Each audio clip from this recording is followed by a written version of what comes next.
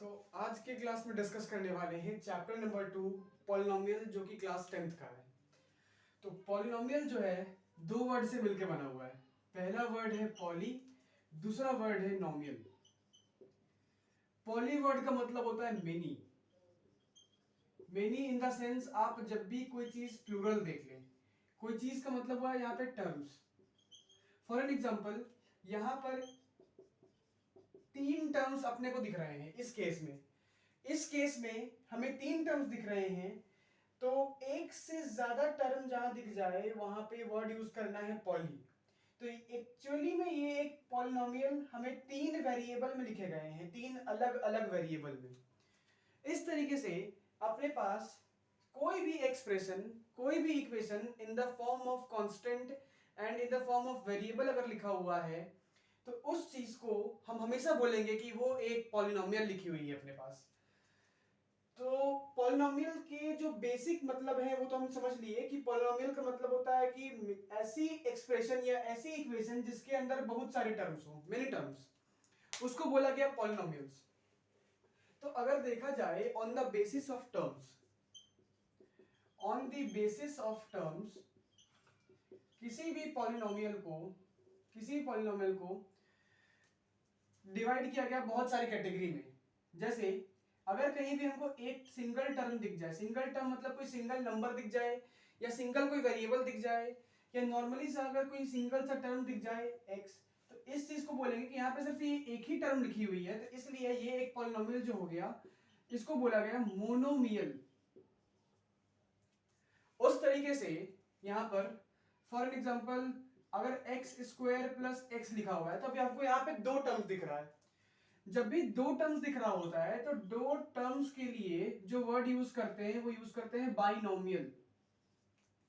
इस तरीके से यहां पर अपने को टोटल कुल मिलाकर के तीन टर्म्स दिख रहे हैं, एक दो तीन। इस चीज को बोला गया ट्राइनोमियल, यानी इसके पास जो है कुल मिलाकर के तीन टर्म्स दिए गए हैं। ऐसा करते करते चार टर्म्स वालों को बोला गया क्वाड्रिनोमियल। ऐसी इक्वेशन या ऐसी एक्सप्रेशन जिसके अंदर चार टर्म्स हो, उसको नॉर्मली एक नाम दिया गया क्वाड्रिनोमियल। तो इस तरीके से बोला गया कि पांच टर्म्स को फिर क्या बोला जाएगा, तो नॉर्मली हम बोल सकते हैं इसको पेंटानोमियल। तो नंबर ऑफ टर्म्स मतलब काउंट करो, एक तो मोनोमियल बोलना है, एक दो तो दो टर्म्स दिख जाए बाइनोमियल बोलना है, एक दो तीन तीन टर्म्स दिख जाए ट्राइनोमियल बोलना है। इस तरीके से चार टर्म्स रहे तो क्वाड्रिनोमियल, पांच रहे तो पेंटानोमियल, छह रहे तो हेक्सानोमियल, सात रहे तो हेप्टानोमियल। लेकिन ऐसे कब तक on the number of terms अलग अलग नाम याद करते रहेंगे? इसीलिए बोला गया कि आप एक से ज्यादा टर्म कहीं भी देखोगे, normally more than one term देखो कहीं भी, तो इतना सारा अलग अलग नाम को याद मत करो। आप सिंपली उसको बोल दो कि ये एक पॉलिनोमियल लिखी हुई है, ये भी पॉलिनोमियल है, ये भी है, ये भी है, ये सारी चीजें एक पॉलिनोमियल लिखी हुई है, ऐसा हम बोल सकते हैं। तो on the basis of terms हमने मोनोमियल, बाइनोमियल, ट्राइनोमियल ऐसे सबके नाम जान लिए। लेकिन अगर on the basis of degree देखा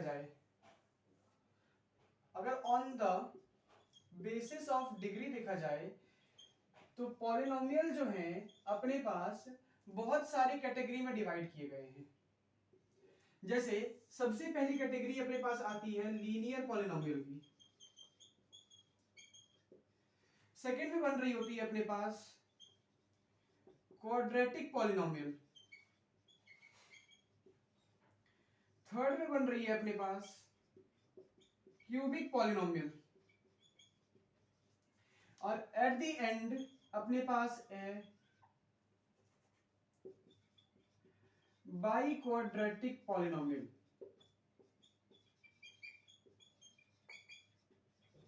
तो on the basis of degree, तो अब यहां पर डिग्री क्या होता है, तो डिग्री का मतलब होता है कि हाईएस्ट पावर, सबसे बड़ी पावर हमें देखनी है, हाईएस्ट पावर ऑफ वेरिएबल।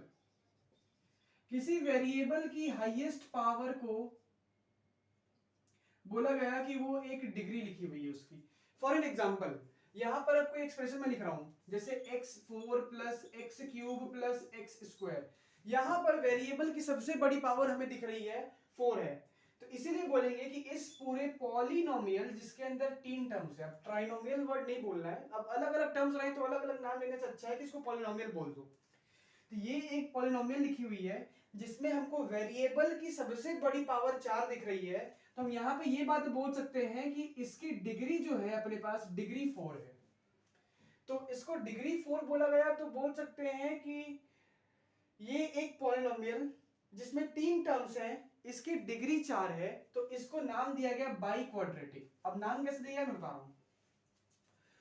तो यहाँ पे क्यूबिक वर्ड लिखा हुआ है, तो क्यूबिक वर्ड का मतलब हो गया कि क्यूब, क्यूब का मतलब होता है कि पावर 3 करना।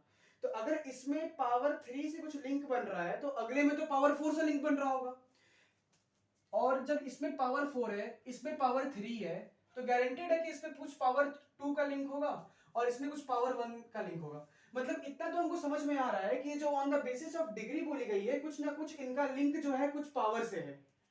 अब पावर से लिंक कैसे है कि अगर मान लेते हैं कि लीनियर पॉलिनोमियल है तो इसकी डिग्री जो हो जाएगी 1 हो जाएगी। तो डिग्री का मतलब होता है कि सब वेरिएबल की हाईएस्ट पावर देखनी है, कभी भी किसी कांस्टेंट नंबर की पावर को नहीं देखेंगे। फॉर एन एग्जांपल, अगर अपने पास लिखा हुआ है कोई पॉलिनोमियल x प्लस 4 की पावर 3, तो बोला जाए कि बताओ इसकी डिग्री क्या है, तो सबसे पहले जान लेते हैं कि इसके अंदर 2 टर्म्स हैं, एक और ये एक, 2। तो अपने पास अभी भी 2 टर्म्स हैं, तो ये बाइनोमियल है, ऐसा पॉलिनोमियल जिसके अंदर 2 टर्म है। तो पॉलिनोमियल तो लिखा हुआ है, कोई इसमें बोल दे बताओ डिग्री क्या है, तो डिग्री कभी नंबर की डिग्री मत देखना, हमेशा वेरिएबल की पावर देखना। नंबर की पावर क्यों नहीं देखना, क्योंकि देखो 4 की पावर 3, अभी तो हमको यहाँ पे डिग्री 3 दिख रहा है, लेकिन 4 का क्यूब क्या होता है, 4 की पावर अगर 3 करने जाएंगे तो हम बोल सकते हैं कि एक तरीके से ये 64 लिखा हुआ है। 4 का क्यूब जो होता है 64 होता है, 4 इंटू 4 इंटू 4, 4 को 3 बार मल्टीप्लाई करो 64 बन जाएगा। तो बेसिकली यहाँ पे 64 लिखा, पहले डिग्री 1 3 था, अब देखो डिग्री 1 बन गया, अब किसी की पावर कुछ नहीं तो मतलब 1 है, तो यहाँ पे डिग्री 1 बन गया। अच्छा 64 को लिखने का और क्या तरीका है अपने पास, तो 64 को हम लिख सकते हैं 2 की पावर 6 भी। अच्छा इसको और क्या लिख सकते हैं, रूट 2 की पावर नॉट 8, इसको रूट 2 की पावर 12 लिख सकते हैं। या फिर 64 को लिखने का और क्या तरीका है, इस 64 को 8 का स्क्वायर। तो बेसिकली कभी डिग्री 3 है, कभी 1 है, कभी 6 है, कभी 12 है, कभी 2 है, ऐसे हम इसको अलग अलग नंबर्स के अलग अलग पावर्स में एक्सप्रेस कर सकते हैं। इस वजह से किसी कांस्टेंट नंबर की डिग्री यानी पावर फिक्स नहीं होती है, इसको जब चाहे तब चेंज कर सकते हैं कांस्टेंट नंबर को। लेकिन वेरिएबल है अगर x है तो ये कल भी, अगर यहाँ पे लिखा हुआ है x स्क्वायर, तो ये कल भी x स्क्वायर था, आज भी x स्क्वायर है और परसों भी x स्क्वायर ही रहेगा। लेकिन 4 की power 3 according to the given condition, मैं इसको चाहूं तो 64 कर दूं, मैं इसको चाहूं तो 2 की पावर 6 कर दूं, मैं चाहूं तो इसको रूट 2 की पावर 12 कर दूं, मैं चाहूं तो इसको 8 का स्क्वायर कर दूं। मतलब इस केस में हम कांस्टेंट को हर बार अलग अलग पावर्स के फॉर्म में according to the given condition हम लिख सकते हैं, लेकिन एक्स स्क्वायर को चेंज नहीं कर सकते, एक्स स्क्वायर ही रहेगा। तो दैट्स वाई हमको हमेशा वेरिएबल की पावर को देखना है डिग्री पता करने के लिए। तो एक ऐसा पॉलिनोमियल जिसकी डिग्री 1 हो जाए उसको बोला गया कि वो एक लीनियर पॉलिनोमियल अपने पास लिखा हुआ है, और डिग्री मतलब किसी वेरिएबल की सबसे बड़ी पावर देखनी है। तो फिर क्वाड्रेटिक क्या होता होगा, तो क्वाड्रेटिक का मतलब होता है कि ऐसी पॉलिनोमियल जिसकी डिग्री जो हो जाए 2 हो जाए। क्यूबिक क्या हो सकता है कि जिसकी डिग्री जो हो जाए 3 हो जाए, मतलब कि ऐसी एक्सप्रेशन या ऐसी इक्वेशन जिसके अंदर हमको सबसे बड़ी पावर 3 देखने के लिए मिलनी चाहिए, 3 से बड़ी पावर नहीं होनी चाहिए। तो सबसे बड़ी पावर 3, इसमें सबसे बड़ी पावर 2, इसमें सबसे बड़ी पावर 1, तो 1 2 3। अच्छा तो सबसे बड़ी पावर क्या, यानी वेरिएबल की सबसे ग्रेटेस्ट पावर, यहां पर क्या बोल सकते हैं कि ऐसा पॉलिनोमियल जिसकी डिग्री जो हो जाए वो अपने पास 4 होनी चाहिए, डिग्री 4। तो अब आई होप कि डिग्री वर्ड तो क्लियर होगा ना कि डिग्री वर्ड का मतलब क्या होता है। तो डिग्री वर्ड से हमेशा समझेंगे कि वेरिएबल की सबसे बड़ी पावर देखनी है, उसी को डिग्री बोल देना। इस केस में x6 plus x8 plus x10। अब यहां पर देखो ये एक एक्सप्रेशन लिखा हुआ है, ये एक एक्सप्रेशन लिखा हुआ है, इसके अंदर हमको दिख रही है कि यहाँ पे 3 टर्म्स तो हैं, तो खैर इसको पॉलिनोमियल तो बोल सकते हैं, पॉलिनोमियल बोल देंगे। और यहाँ पर वेरिएबल तो x भी है, x है, x है, पावर 6 है, पावर 8 है, पावर 10 है। सबसे बड़ी पावर हमको यहाँ पर 10 दिख रही है, तो बोलेंगे इस पूरे पॉलिनोमियल की डिग्री जो है वो 10 कहलाएगी। तो इस तरीके से हम डिग्री पता करते हैं किसी भी पॉलिनोमियल का। नाउ अब सबका कुछ ना कुछ जनरल फॉर्म होता होगा। जनरल फॉर्म मतलब कि अगर आप किसी को देख रहे हो कि कोई बातचीत कर रहा है नॉर्मली, या फिर जा रहा है, बोल सकता है, सुन सकता है, दो पैर पे चल रहा है, कपड़े पहने हुए हैं, तब क्या गेस करोगे कि वो एक इंसानी होगा, जानवर तो होगा नहीं। तो बेसिकली किसी के रूप को देख करके पता लगाना कि वो चीज क्या है, वही चीज यहां पर भी पॉलिनोमियल में जानेंगे कि किसी का जनरल फॉर्म जान लेंगे और उस जनरल फॉर्म से उस पॉलिनोमियल को कंपेयर करेंगे कि आखिर वो किस कैटेगरी में आता है। लीनियर का कुछ जनरल फॉर्म होता होगा, बाई क्वाड्रेटिक का कुछ जनरल फॉर्म होता होगा। तो ऐसे अलग अलग पॉलिनोमियल्स के अलग अलग जनरल फॉर्म होते हैं, और जो पॉलिनोमियल जिस फॉर्म को सेटिस्फाई करे उस हिसाब से उसको हम अलग अलग ग्रुप में डिवाइड कर सकते हैं। मैं दिखाता हूं कैसे करना है। फॉर एग्जाम्पल सबसे पहले अगर बात की जाए तो सबसे पहला आता है अपने पास लीनियर पॉलिनोमियल। अब रहा बात की लीनियर पॉलिनोमियल क्या है, तो सबसे पहले जानते हैं कि इसका एक जनरल फॉर्म होता है। जनरल फॉर्म जो होता है वो होता है ax plus B equal to 0। अब रहा बात की पूरी पूरी वेरिएबल लिख दी गई है क्या, तो नहीं, इसमें पूरी वेरिएबल नहीं लिखी गई है। इसमें जो a और b है, a और b को as a constant number treat किया गया है। a और b हमेशा एक कांस्टेंट नंबर होंगे, और जो x वाला पार्ट है ये वेरिएबल होगा। For an example 2x plus 4 equal to 0, तो इसको आप कंपेयर करो इसके जनरल फॉर्म से, ax plus B equal to 0। तो हमको दिख रहा है कि ये जो पॉलिनोमियल है 2x प्लस 4 इक्वल्स टू 0, इसमें देखो आपको पूरा पूरा नंबर कांस्टेंट दिख रहा है, सिर्फ और सिर्फ x वेरिएबल दिख रहा है, और वेरिएबल की पावर 1 है। वेरिएबल की पावर 1 है, 1 से बड़ी कोई पावर दिख भी नहीं रही है हमको इसके अंदर, इस वजह से बोलेंगे कि ये एक लीनियर पॉलिनोमियल है। दूसरी बात, तो क्या अगर लीनियर पॉलिनोमियल पहचान लिया तो क्या इसमें a और b की वैल्यू पहचान सकते हैं? तो a की वैल्यू 2 दिख रही है, b की वैल्यू 4 दिख रही है। अगर मान लेते हैं कि यहाँ पे -4 रहता तो a की वैल्यू 2 बोलते, b की वैल्यू -4 बोलते, साइन के साथ, साइन को मिस नहीं करते इस केस में। तो जब भी कभी कैसा भी पॉलिनोमियल लिखा रहे, मान लेते हैं कि आपके पास 2x - 4 इक्वल्स टू 0 लिखा हुआ हो, या 2x -2x plus 4 equals to 0 लिखा हुआ हो, उस केस में बताओ a की वैल्यू क्या होती है। यानी a और b को हमेशा एक नंबर की तरह ट्रीट करना, इनको एज अ वेरिएबल कभी ट्रीट मत करना। तो देखो यहाँ पर a और b एक्चुअली में है क्या, तो a जो है वो x का कोफिशिएंट है, x का साथी है। x के साथ कोई नंबर मल्टीप्लाई कर रहा है तो उसको बोला गया कोफिशिएंट। किसी वेरिएबल से कोई नंबर मल्टीप्लाई में लिखा हुआ हो तो वो उसका कोफिशिएंट कहलाता है साइन के साथ। इसके अंदर साइन का बहुत बड़ा रोल होता है अपने पास। तो यहाँ पर x का कोफिशिएंट है -2, यहाँ पर x का कोफिशिएंट है a, तो बोल सकते हैं a के प्लेस पर -2 लिखा हुआ है, b के प्लेस पर यहाँ पे 4 लिखा हुआ है। अगर वही चीज मैं कर दूं -4 तो बोलोगे a के प्लेस पे -2 है, b के प्लेस पे -4 है। तो ऐसे कंपेयर करना होता है। लेकिन चलो मान लो यहां पर लिख दूं मैं -6, और यहां पर मैं इस चीज को चेंज कर दूं 3। अब आप बोलोगे a की प्लेस पर 3 है, b के प्लेस पे -4, और ये बात यहीं पे रॉन्ग हो जाएगी। अब रॉन्ग क्यों होगी? क्योंकि जनरल फॉर्म तो यही होता है ना, ax plus B equal to 0, यानी इक्वल टू के बाद बनना है 0। तो इक्वल टू के बाद 0 बनने के लिए यहाँ पे इक्वल टू के बाद -6 है, तो पहले -6 को हटाएंगे। तो -6 को हटाने का तरीका क्या है, इसको कहीं इधर उधर नहीं भेज सकते हैं, इसको अब क्या करेंगे, आरएचएस में है तो एक ही ऑप्शन बचता है कि इसको एलएचएस में शिफ्ट कर दो। तो क्या बन रहा है 3x - 4, और ये नेगेटिव का 6 था ना, तो अगर ये एलएचएस में शिफ्ट होगा तो पॉजिटिव का 6 बन जाएगा इक्वल टू 0। तो 3x और 6 -4 प्लस 6, तो ये वैल्यू बन जाएगी +2। माइनस और प्लस माइनस होता है, और जो बड़ा नंबर है उसका साइन लग जाएगा। तो अब जरा देखो और इस बात को देखो, अब अलग नहीं लग रहा है, a के प्लेस पर 3 दिख रहा है, b के प्लेस पर 2 दिख रहा है, इक्वल टू के बाद 0, इक्वल टू के बाद 0। तो ऐसे कन्वर्ट करना होता है किसी भी पॉलिनोमियल, कोई भी लीनियर पॉलिनोमियल दी हुई हो तो उसको जनरल फॉर्म में कन्वर्ट करो, और a और b की वैल्यू फाइंड करना इस केस में बहुत आसान होता है अपने पास। तो इस तरीके से अपने पास लीनियर पॉलिनोमियल आ गई, तो हम बोल सकते हैं डिग्री 1 है। इस चीज की डिग्री 1 हुई। चलो मान लो x प्लस 4 लिखा हुआ है और x प्लस 4 इक्वल्स टू 10 लिखा हुआ है। अब कोई बोल दे कि इन दोनों में डिफरेंस क्या है, तो x प्लस 4 जो लिखा हुआ है, इस x प्लस 4 को बोलेंगे कि ये एक एक्सप्रेशन लिखी गई है, this is an expression normally. और ये जो बात लिखी हुई है, ये जो लिखी हुई है, ये जो वर्ड है, ये एक इक्वेशन लिखी गई है, क्योंकि हमको इक्वल टू का साइन दिख गया, इस वजह से इसको इक्वेशन बोलेंगे। यानी यहाँ पर हम x की वैल्यू 1 पुट करेंगे तो 1 प्लस 4 5 बन जाएगा, और यहाँ 2 पुट करेंगे तो 6 बन जाएगा, 3 पुट करेंगे 7 बन जाएगा, 10 पुट करेंगे 14 बन जाएगा। लेकिन इस केस में अपने मन से कोई वैल्यू हम नहीं पुट कर सकते। इस केस में x के प्लेस पे हमें वही नंबर्स पुट करने हैं, कोई एक ही नंबर जिसमें 4 ऐड किया जाए तो 10 के बराबर हो। यानी इक्वेशन है तो इक्वेशन को सॉल्व करना पड़ेगा, और लेफ्ट हैंड साइड और राइट हैंड साइड LHS और RHS बराबर होना है। तो x के प्लेस में केवल एक ही नंबर है जो है अपने पास 6।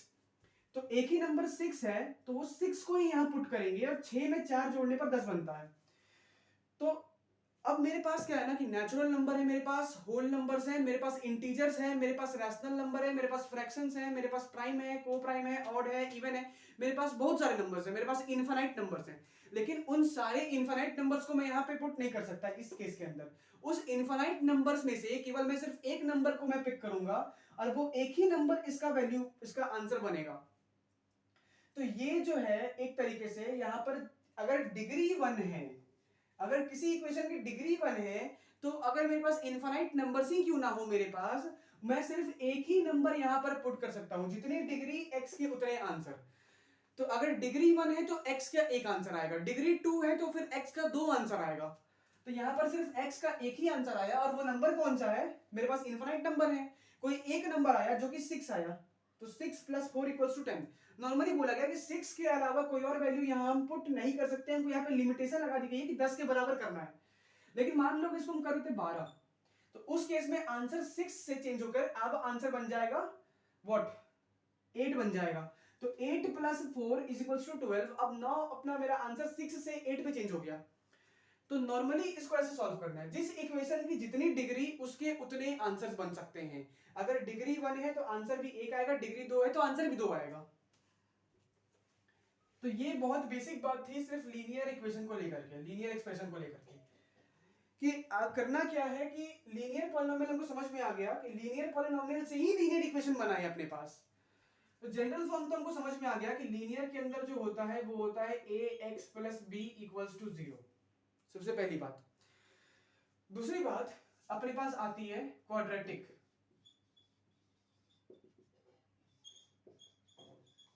Quadratic polynomial.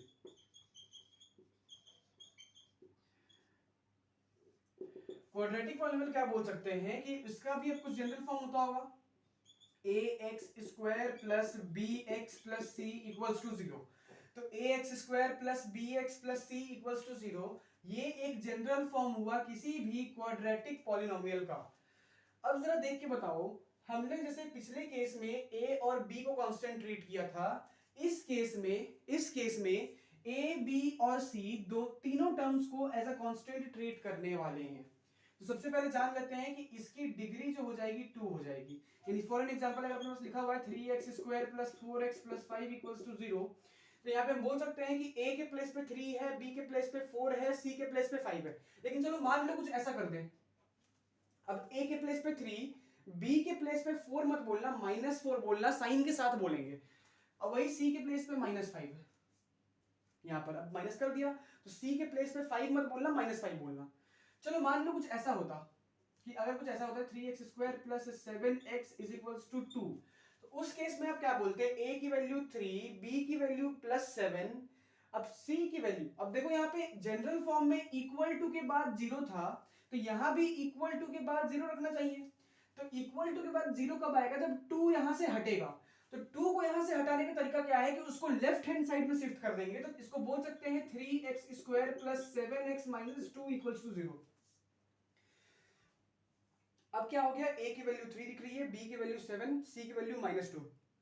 तो इस ऊपर वाले पार्ट में हमको c की वैल्यू -2 इनडायरेक्टली दी हुई थी, दिख तो रहा है 2, लेकिन समझना है कि इक्वल टू के बाद 0 रखेंगे, तो इस 2 को यहां से हमको हटा करके इसको लेफ्ट हैंड साइड में शिफ्ट करना पड़ेगा। तो कुछ इस तरीके से हम लोग ए बी और सी पहचानते हैं किसी भी क्वाड्रेटिक पॉलिनोमियल में। चलो एक बात और है कि चलो मान लिया कि कोई क्वाड्रेटिक पॉलिनोमियल दिया हुआ है अपने को a x square plus B x plus c equals to 0। तो अब देखो x square plus 5x plus 6 equals to 0 है। तो बताओ यहाँ पर ए बी और सी की वैल्यू क्या दिख रही है। तो हमको a का वैल्यू तो एक्स स्क्वायर के साथ है जो होता है उसको a बोलते हैं। तो यहाँ पर तो कुछ भी नहीं है, तो कुछ भी नहीं होता है तो यहाँ पे 1 होता है। तो बेसिकली बोलते ना कि 1 है। b की वैल्यू 5 दिख रही है और c की वैल्यू 6 दिख रही है इस केस में हमको। अच्छा, तो बेसिकली a b और c पहचानना सीख लिया। चलो मान लो तीसरा इक्वेशन जो आया अपने पास उसको बोला गया क्यूबिक इक्वेशन या फिर क्यूबिक पॉलिनोमियल। अब यहां पर क्या है कि पहले a और b था, अब a b और c आ गया। तो क्यूबिक के अंदर क्या आएगा, लाइक यहाँ पे a और b था, यहाँ पे a b और c था। अब इस केस में क्या बन गया a b c d, मतलब कि 4 आएंगे। कुछ सोच के देखना है ए बी फिर ए बी सी, अब बनेगा ए बी सी डी। पहले था डिग्री 1 तो x का पावर देखो यहाँ पे 1 था, x का पावर 1 फिर x गायब हो गया। यहाँ पर अपने पास डिग्री जो था डिग्री 2 था, तो यहाँ x का पावर 2 दिख रहा है, 2 के बाद फिर x का पावर 1 हुआ और फिर x गायब। तो मतलब अगर क्यूबिक है तो क्यूबिक में बोल सकते हैं कि इसकी डिग्री जो है डिग्री 3 हो जाएगी। तो सबसे पहली बात तो ए बी सी, तो अगले में आएगा A B C D, 4 terms तो आएंगे। एक्स स्क्वायर फिर पावर कम हुआ फिर पावर गायब हो गया। तो इस तरीके से बोल सकते हैं a x cube plus B x square plus C x plus d equals to 0। तो ये हो गया अपने पास क्यूबिक के लिए, यानी ए एक्स प्लस बी फिर a x square plus B x plus c, इसमें बोल सकते हैं a x cube plus B x square plus C x plus d. और एट द लास्ट अपने पास जो बन रहा है उसको बोला गया बाई क्वाड्रेटिक पॉलिनोमियल।